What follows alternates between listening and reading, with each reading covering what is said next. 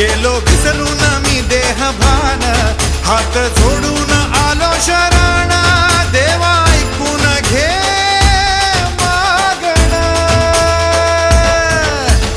गौरी ज्याची आई त्याचं आगमन झालं हो शाही, ज्याचा ठाव